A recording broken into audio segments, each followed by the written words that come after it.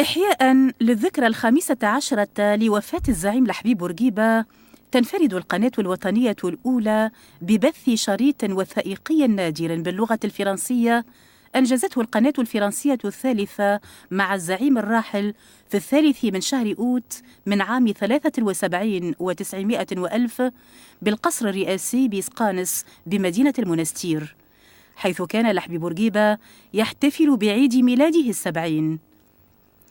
في هذا الوثائقي النادر استرجع الزعيم لحبيب بورقيبة جوانب من سيرته الذاتية، واستعرض صفحات من كفاحه ونضاله من أجل استقلال تونس وحريتها وكرامة شعبها. وحفاظاً على الذاكرة الوطنية وتخليداً لذكرى زعيم تونس وباني دولتها الحديثة لحبيب بورقيبة، تبث القناة الوطنية الأولى هذه الوثيقة النادرة التي مضى عليها أكثر من 40 عاماً كاملة وبلغتها الأصلية.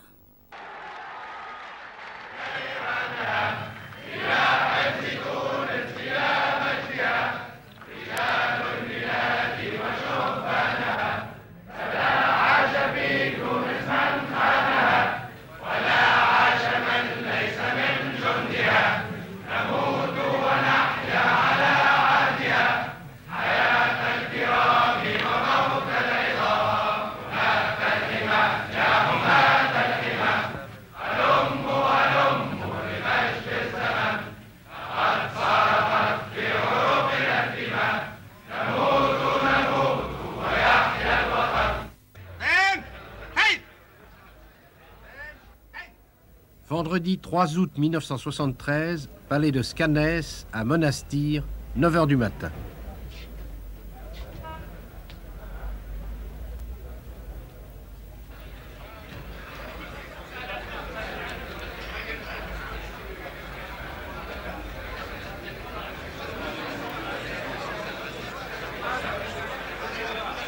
La Tunisie rend hommage à son grand homme. Habib Bourguiba fête son 70e anniversaire. C'est très gentil. Merci beaucoup. C'est le président des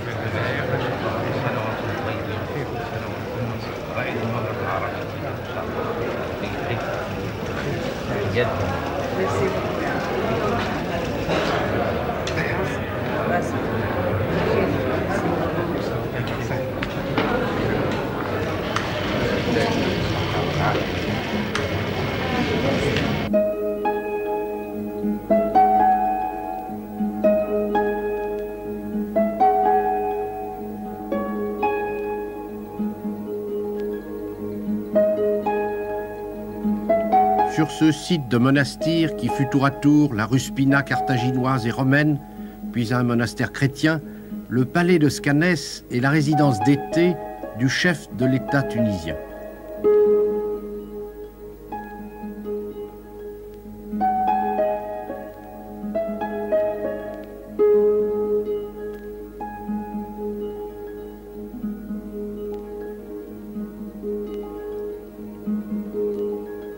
Là, dans ces jardins calmes, baignés par la Méditerranée, et où flotte le symbole d'une nation qu'il a plus que quiconque contribué à créer, Habib Bourguiba se souvient.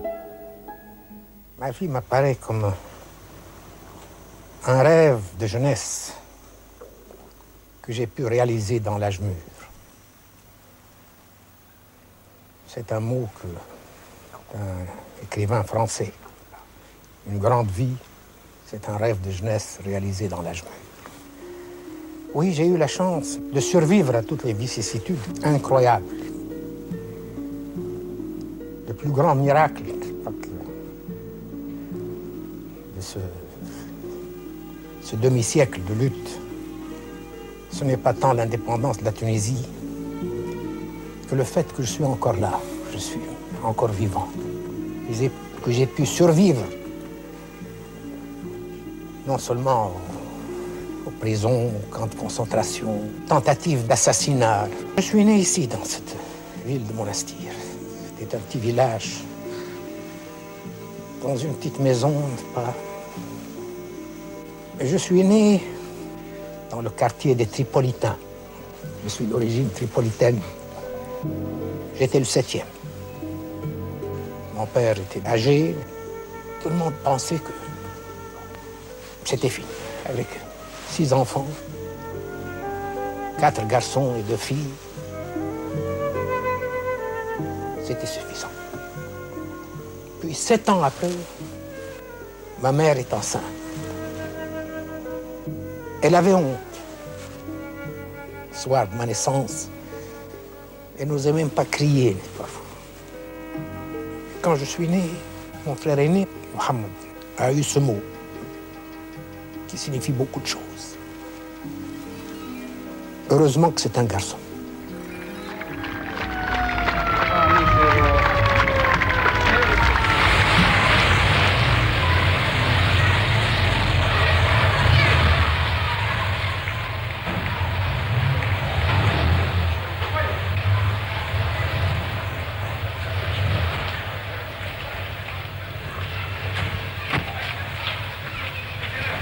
Merci, Monsieur le Président, de venir ici dans votre maison.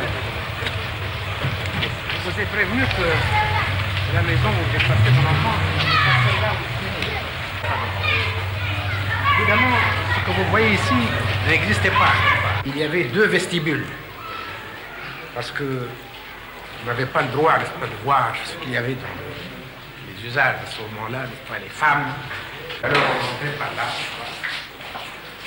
Alors, de cette façon-là, les femmes étaient protégées, vous pouvez travailler, n'est-ce pas, ici. Et c'est là où nous avions mis, vous savez, nous utilisions le blé pour acheter le blé. C'est là où C'est une meule pour le blé, c'est ça. une meule, oui. C'est notre meule, n'est-ce pas. Mais ça arrivait souvent, n'est-ce pas, d'utiliser ça avec ma sœur, n'est-ce pas, ma sœur devant, comme ceci. Ça va? Et puis alors, il y a un grand tamis avec du blé, un tamis, du blé dedans, n'est-ce pas? Et avec ça, on arrivait à tourner.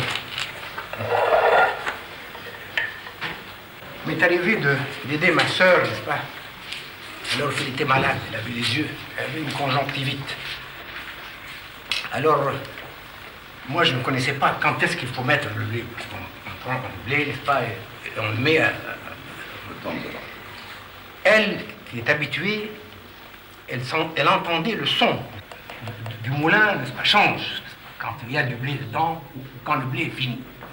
Alors immédiatement, elle me fait signe, alors j'ajoute, je mets un peu de blé, n'est-ce pas, et nous continuons. Dès mon jeune âge, je sentais que je causais beaucoup de soucis à ma famille, à mon père, à ma mère, vendu un peu trop tard. Que j'étais un peu de trop, j'étais un peu indésirable. Pas. Ils avaient pour moi beaucoup d'attention. Ma mère m'a laissé téter jusqu'à l'âge de 2 ans. C'était une façon, n'est-ce pas, de prouver son affection. Mais elle était soucieuse, elle voyait que elle ne vivrait pas pour me voir enfin libre, avec un emploi, avec la possibilité de gagner mon pain. Et c'était le grand souci de mon père et de ma mère. Cette pauvreté, cette vie difficile, est-ce que ça n'a pas engendré chez vous un sentiment de révolte? Non. Cette pauvreté a créé en moi un sentiment, n'est-ce pas, de sens de la dignité, n'est-ce pas, de l'honneur, parce que mon père a fait 19 ans de service militaire. C'était un officier. Je pensais surtout, n'est-ce pas, à ma situation d'être le plus petit, n'est-ce pas, le plus jeune. Je me disais, enfin, pas de chance, n'est-ce pas. J'étais un peu le domestique de tout le monde, n'est-ce pas. J'appelais mes frères aînés Sidi, c'est-à-dire Monseigneur, Monsieur, n'est-ce pas. Et Il m'arrivait parfois d'aller à l'école avec des souliers usés, troués. J'avais froid aux pieds. Je ne sentais la chaleur dans les pieds parce que je m'endormais avec les pieds froids, mouillés, nuit, en hiver, que le matin quand je me réveille. Le matin quand je me réveille, je sens mes pieds, n'est-ce pas, chauds. Vous savez, on ne mangeait pas à notre faim à cette époque, pendant la guerre. Et le directeur, M. Bollon, faisait des économies sur notre nourriture. Et manger, on prenait, n'est-ce pas, un bout de viande, un peu de courge, de l'eau. De sorte qu'à cet âge où le garçon a besoin, n'est-ce pas, de vitamines, n'est-ce pas, de force, pour se développer, nous étions privés. C'est pour cela que je n'ai pas pu atteindre plus que 1,65 m. Je suis entré au mois d'octobre comme interne au collège Sadiki.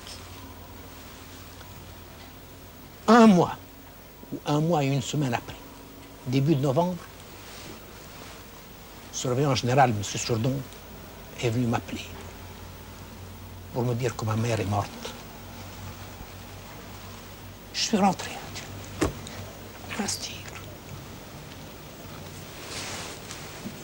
Je l'ai vu. Mon père était là. Il m'a dit, va embrasser ta mère. Je l'ai embrassé sur le front. Je me rappelle encore cette sensation de froid. J'ai embrassé la tête d'une morte. Il m'a semblé qu'elle était très froide, glacée.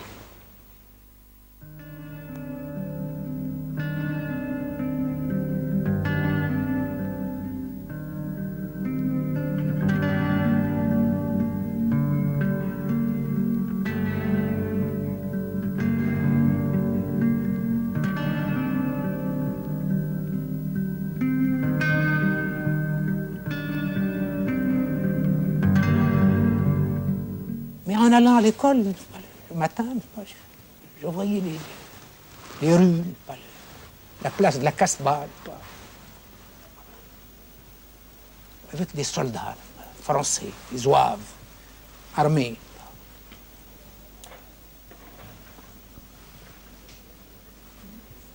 Je n'avais pas compris. Qu'est-ce que c'est? Gelez, Hawat Gelez, il était mort. Français. C'était la France.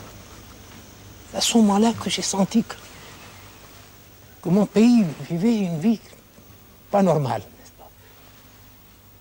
Il y avait des forces étrangères, n'est-ce pas, qui dominaient ce pays. La France. Bon, c'est autre chose. C'est autre chose que les baies. C'est la domination de puissance étrangère.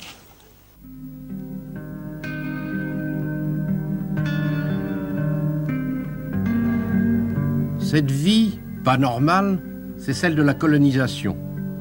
La France gouverne un empire sur lequel le soleil ne se couche jamais, et la Tunisie n'en est qu'une parcelle.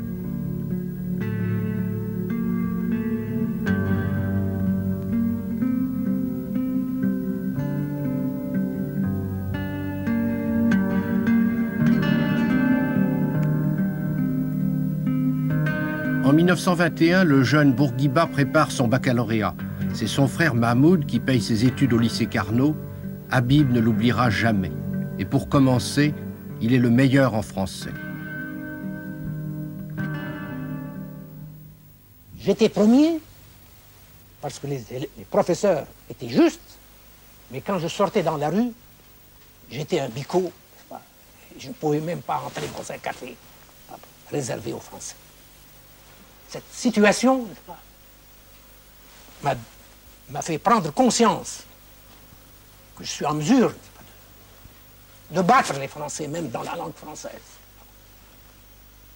Et que c'est l'injustice, c'est le protectorat, c'est le colonialisme. qui faisait des Tunisiens des êtres diminués. Pour ne plus être diminué, il faut réussir. Pour la première fois, un journal tunisien parle de Bourguiba. Premier, avec mention bien, Habib Bourguiba. J'ai dit à mon frère, voilà, c'est fini.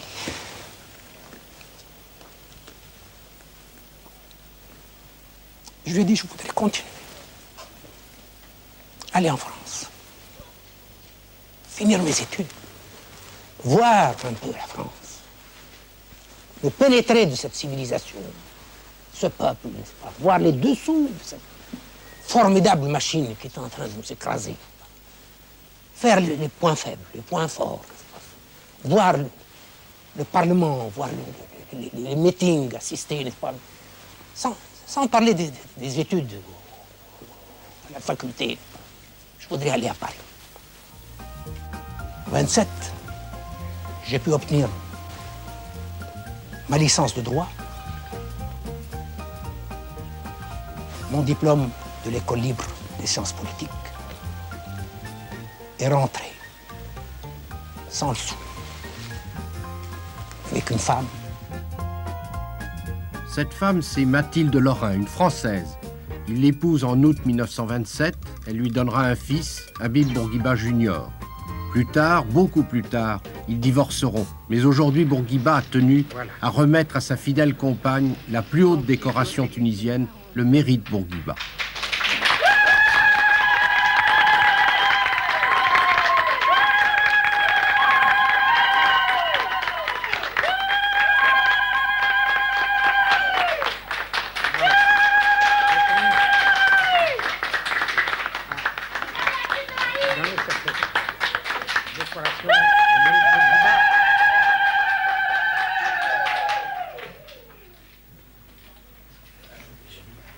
Pour tout ce que tu as souffert avec moi pendant Mais j'ai fait 30 mon ans. devoir. Oui, oui, tu l'as fait et je te dois ça. Merci. Et même beaucoup, beaucoup Je plus. crois que je le méritais, ainsi Oui, oui. que tous les anciens qui sont là. Oui, oui. Et c'est pour Plus cela tard, pour eux. que j'ai tenu à faire cela, n'est-ce pas, publiquement, en présence de tous les vieux militants que tu as connus. Oui. Que je revois. Je te revois. Et je qui le sont souhaite de très vivre contents. longtemps avec toi. Et moi aussi, j'espère pouvoir vivre un peu plus longtemps. Mais enfin, je suis content que j'ai vécu jusqu'à ce que ce jour où j'ai pu consacrer et récompenser tout ce que tu as fait pour moi, pour mon pays, pour ma patrie, tout ce que tu as souffert pendant les périodes de lutte, tout ce que tu as fait pour faire de mon fils un Tunisien et un musulman. C'est cela. De même que si je l'ai fait, c'est pour être comme lui et comme toi, Oui. musulmane. Oui. Et je l'ai fait de grand cœur. Oui, oui. Et je continuerai jusqu'à la fin de mon heure.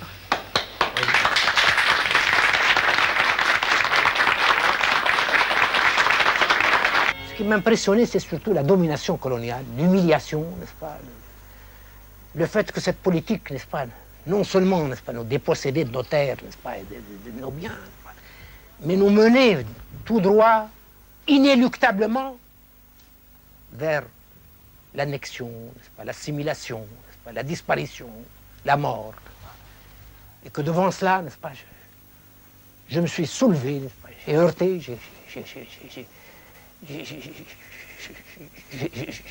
j'ai décidé de sacrifier ma vie, ma jeunesse, tout, pour essayer de délivrer, n'est-ce pas, ce pays, n'est-ce pas, d'en finir avec ce régime. J'étais un de tous ces patriotes qui existaient, de cette jeunesse, n'est-ce pas, qui vibrait, n'est-ce pas, pour un idéal, n'est-ce pas, qui paraissait inaccessible, n'est-ce pas, et que moi, j'ai voulu réaliser. J'étais décidé, n'est-ce pas, à consacrer toute ma vie, à mourir, Kaïcha. C'est la mort ou la liberté. Bourguiba fonde le Néo-Destour et il se jette à fond dans la lutte. Le 3 septembre 1934, il est arrêté. Oui, ce jour-là, le 3 septembre au matin, à l'aube, alors que les militants, n'est-ce pas, étaient dans la maison, je vois arriver le caïd de Monastir, Hachem Khalifa, qui vit encore.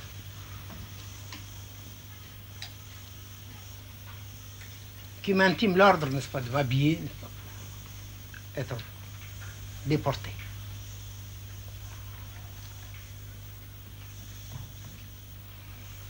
Je dis, je m'y attendais.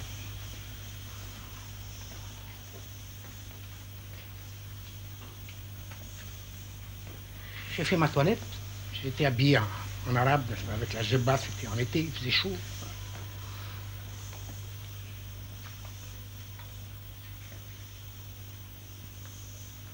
J'ai fait prévenir ma sœur, qui habitait ailleurs, qui était un peu plus loin, elle est venue en pleurant, n'est-ce pas.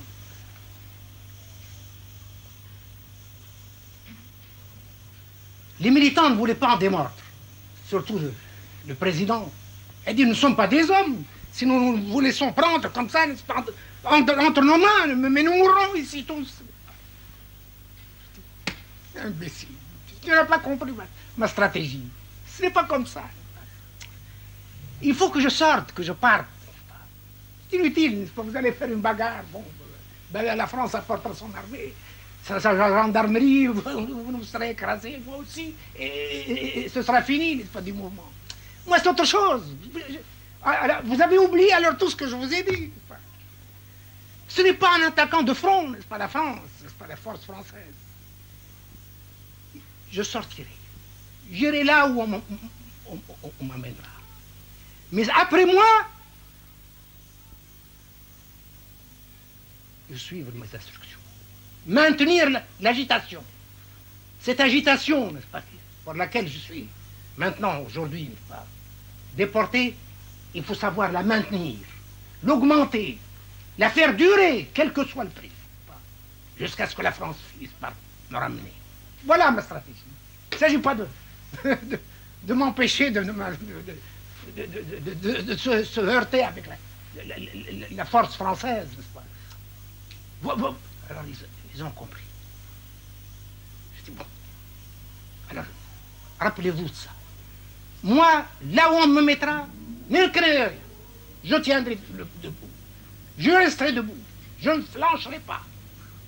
Dans 10 ans, dans 20 ans, je serai toujours comme vous le savez. Je vais sortir. Je vous dis qu'au moment où je passe la porte, il faut que les femmes poussent des you-you de joie, pas des pleurs. Vous savez ce que c'est que les you-you, n'est-ce pas? Dans les cérémonies, les mariages, n'est-ce pas? C'est des cris de joie, n'est-ce pas? Il faut des cris de joie et non pas des larmes. Je m'en vais. Je ne suis pas un criminel. C'est dans la lutte pour mon pays que je vis.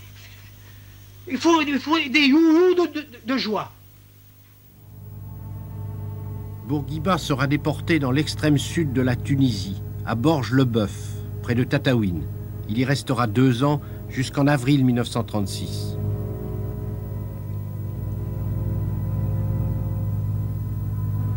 Cette captivité dans le désert, c'est d'abord pour lui ces vers de Victor Hugo. J'accepte l'âpre exil, n'utile ni fin ni terme, sans chercher à savoir et sans considérer. Si quelqu'un a plié qu'on aurait cru plus ferme, ou si plusieurs s'en vont qui devraient demeurer. S'ils sont 1000, eh bien j'en suis. S'ils ne sont plus que 100, je brave encore Scylla. S'il en demeure 10, je serai le 10e. Et s'il n'en reste qu'un, je serai celui-là.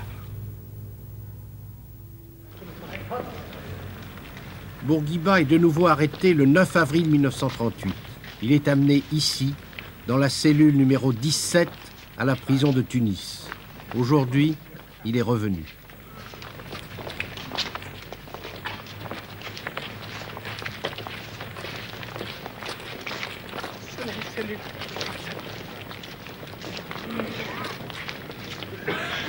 C'était votre cellule.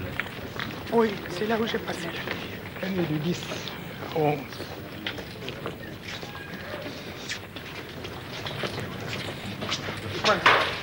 الدوبل شربت شنو؟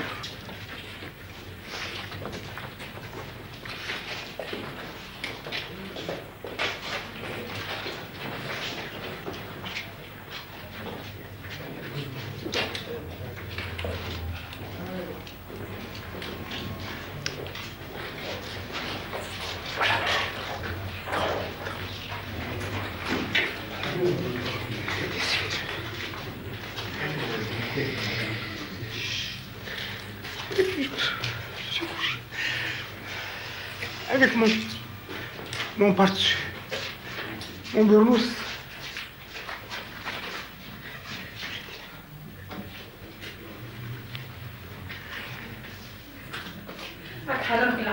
Il n'y avait pas de lumière.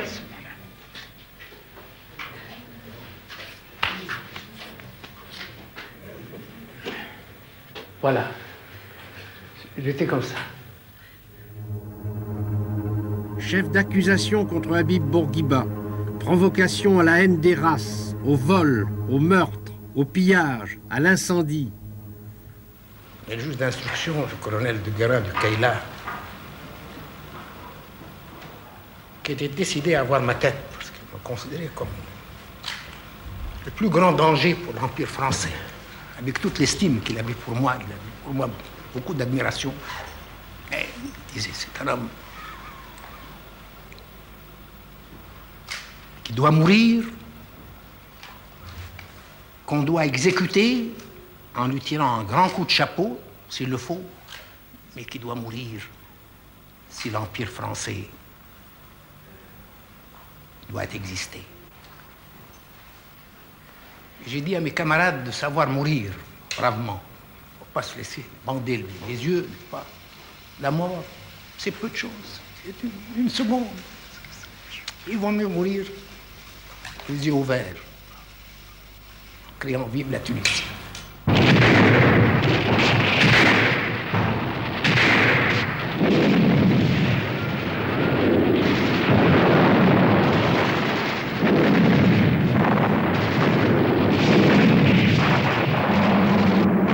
« 1942, c'est la guerre du désert. Partie d'Égypte, les armées anglaises, les forces françaises libres, puis bientôt les troupes américaines pourchassent Rommel jusqu'en Tunisie.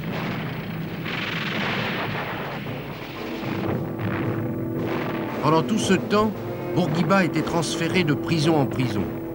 Libéré par les Allemands, il va pourtant refuser de prendre parti pour l'axe dont il pressent la fin, comme ici celle de l'Africa Korps au Cap Bon.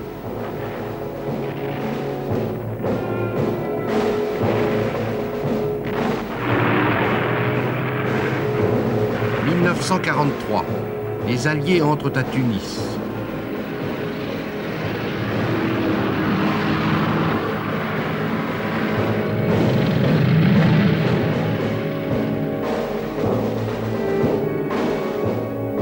La ville est en ruine, le port dévasté.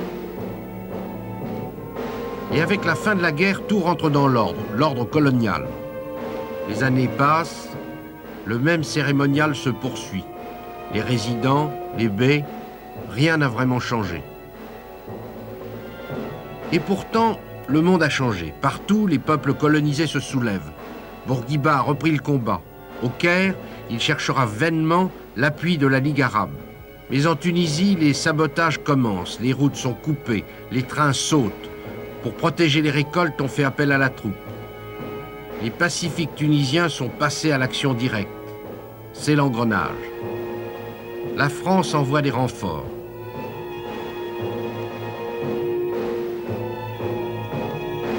Bourguiba organise la résistance. Je formerai des hommes pour qu'aux balles, les Tunisiens répondent par des balles.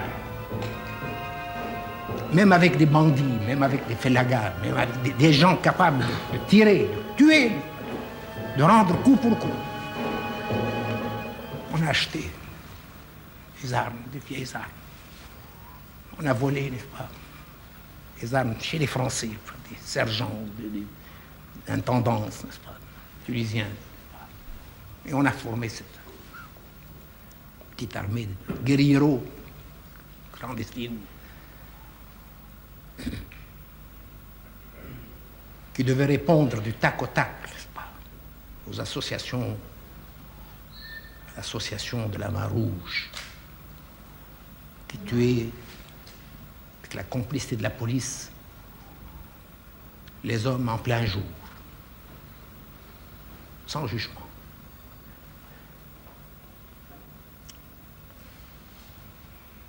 Oui, nous avons connu des moments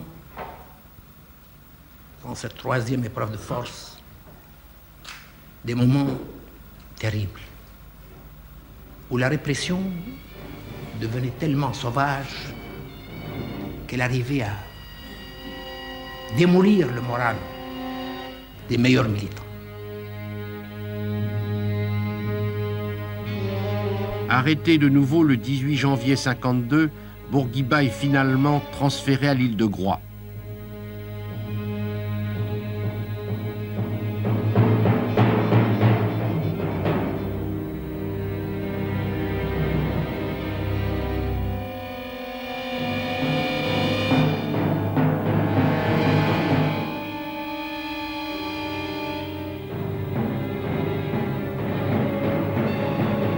Dans ce dernier exil, il continue à animer la résistance tunisienne jusqu'à la conquête de l'indépendance.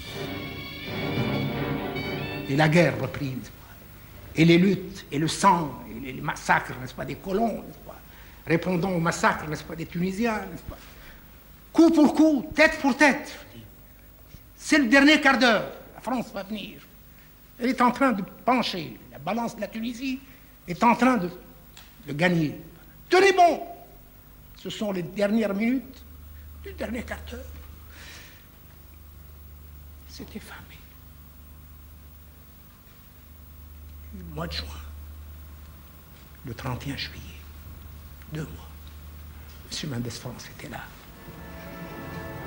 pour renverser toute la politique française, accorder l'autonomie interne aux Tunisiens, c'est-à-dire l'État devenant tunisien avec toutes les prérogatives d'un État souverain, les prérogatives sur le plan intérieur.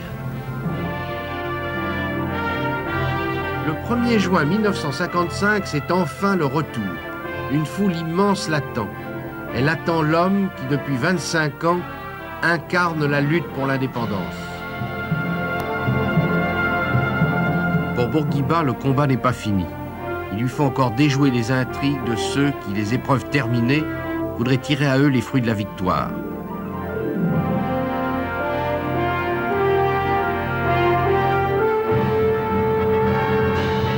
Et cette victoire, il faut d'abord la concrétiser, en obtenant de la France une indépendance totale.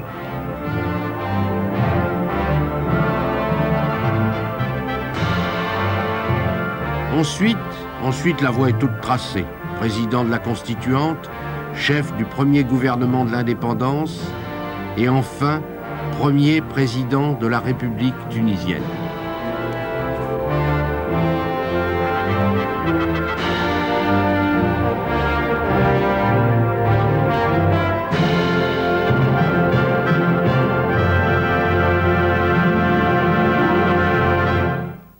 Mais aujourd'hui, est-ce que vous êtes heureux? Oui, je me sens heureux d'avoir réussi le grand pari de ma vie. De Gaulle a dit, j'ai ceci de commun avec M. Bourguiba, qu'il sait prendre des rendez-vous avec l'histoire. Et à 30 ans, j'ai pris un rendez-vous avec l'histoire.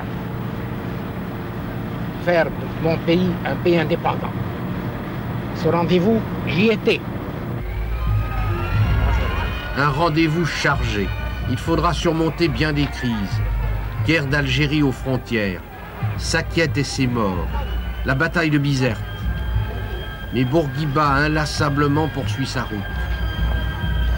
Dans le tiers-monde, dans le conflit palestinien, sa voix sera toujours celle de la sagesse.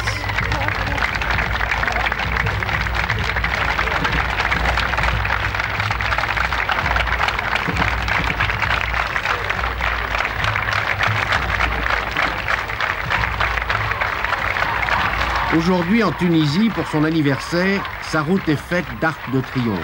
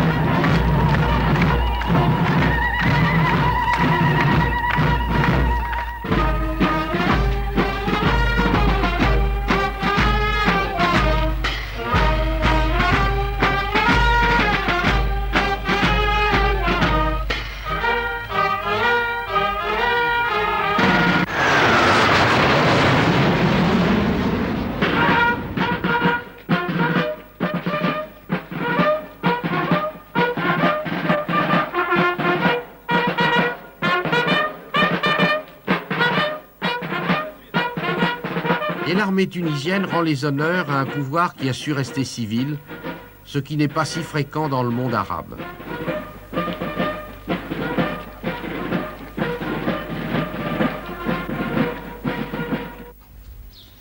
Avant de rentrer en Tunisie, je suis rentré en 1949. J'ai vécu, j'étais en Égypte, le premier putsch militaire. C'est un putsch qui s'est réalisé en Syrie par le colonel Zaïm, Hosni Zaïm. Il a débarqué en un tour de main, en une nuit, le président de la République, qui était un patriote, un vieux patriote, qui n'était pas un salopard, qui n'était pas un viveur, qui n'était pas... Kouatli, Choukri Kouatli. Et puis il s'est installé au pouvoir et il s'est donné le titre de maréchal, avec beaucoup de dorures, n'est-ce pas? Beaucoup de... beaucoup de décorations, n'est-ce pas? Et il se prétendait vouloir faire assainir la situation, islah al-fasad, c'est-à-dire mettre fin à la corruption, n'est-ce pas, au mal, n'est-ce pas, pour apporter le remède, n'est-ce pas, la propreté, etc. Je me suis dit en moi-même, et je l'ai toujours dit à mes camarades, cet homme-là, c'était une expression populaire tunisienne que je traduis textuellement, a ouvert une porte qu'il sera difficile de refermer. C'est très grave. Si un chef d'État, n'est-ce pas, est à la merci de son armée, n'est-ce pas, à la merci de l'armée qu'il a créée lui-même, n'est-ce pas, alors il n'y a plus d'État, il n'y a plus d'autorité, de prestige, n'est-ce pas.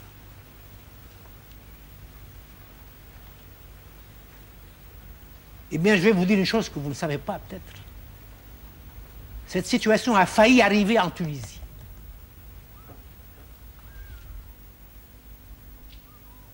Au moment du complot, le fameux complot contre ma personne, en 1962. Un complot qui a réuni justement des félagas, c'est-à-dire ces pauvres diables, campagnards, n'est-ce pas, avec lesquels j'ai mené la dernière bataille, et des officiers de l'armée tunisienne. D'anciens de l'armée française, comme le colonel Ben Saïd, il était chef des blindés, qui ont 10 exécutions. Depuis ce complot, c'est fini. C'est le calme, la sécurité, la joie de vivre, la foi dans le peuple, entourant, n'est-ce pas, cet État, son chef, de leur affection, de leur gratitude, et se lançant avec le même enthousiasme dans la lutte pour l'élévation du niveau de vie, pour la justice sociale, pour la prospérité et l'invulnérabilité de l'État tunisien.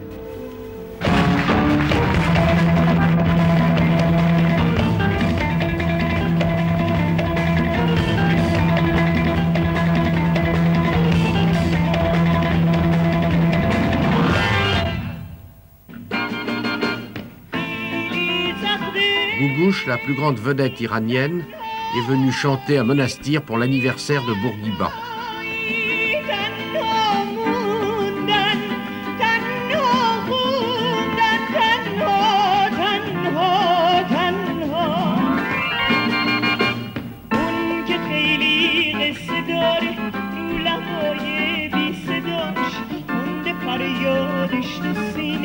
Les fêtes vont durer 15 jours.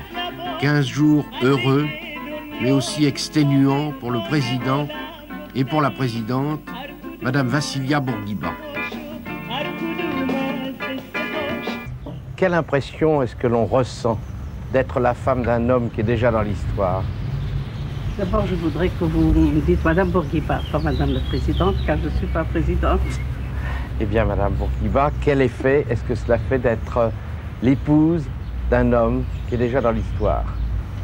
Je crois que c'est la chance de ma vie être la compagne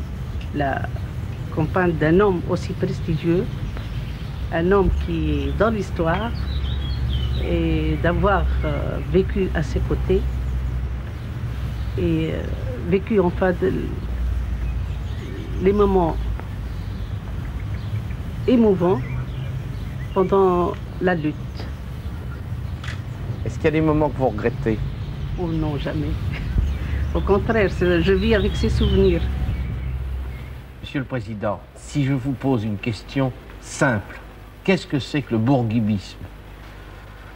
Ben, le bourguibisme, c'est un peu le résumé, enfin, ce que vous pouvez tirer de tout ce que j'ai fait dans ma vie. Cette façon de voir les choses, cette façon d'exploiter l'événement, d'avoir un but honorable et fascinant, des qualités morales, une ténacité à toute épreuve, le sens du possible, le sens des étapes, la persévérance, le mépris de la mort et des risques, les calculs justes, les vues lointaines, les plus justes. Enfin, tout cela, c'est Bourguiba, c'est le bourguibisme. C'est avec ça que j'ai fait ce que j'ai fait dans la vie.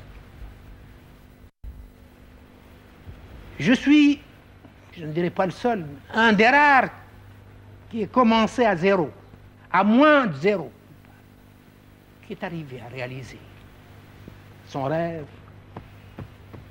et qui y a réussi et qui mourra en laissant la Tunisie, une Tunisie tout à fait autre, différente de celle qu'il a trouvée quand il est jeune, et qui durera et qui continuera sur la lancée pendant des siècles, quand mes ossements seront devenus de la terre. Voilà Bourguiba.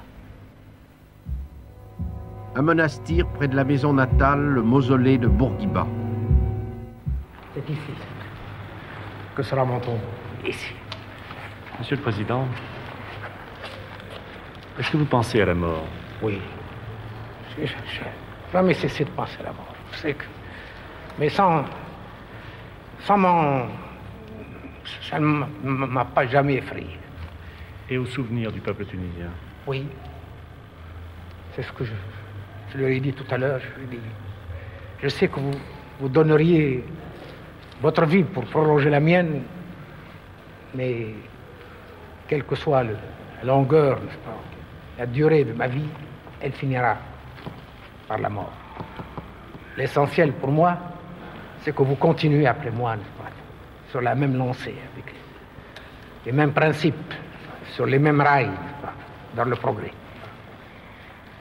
Voilà, je dis même si la prochaine fois je ne serai pas avec vous, si je suis mort, eh bien, je ne serai pas loin de vous, je serai ici, pas loin de la salle des congrès. Je serai ici, dans cet endroit, avec immense dôme ici, avec de la lumière. On va enlever tout ça, on va faire des grandes colonnes pour permettre à la lumière d'entrer. Permettre à la lumière, oui, ça. Là, ça va être fait comme ça. Voilà.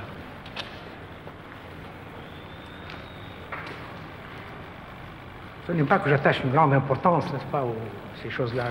Je serai la terre, mais ça permettra au peuple tunisien de venir, non pas pour adorer, n'est-ce pas, des pierres, mais pour se rappeler, n'est-ce pas, la vie de cet homme et essayer, n'est-ce pas, de suivre ses traces.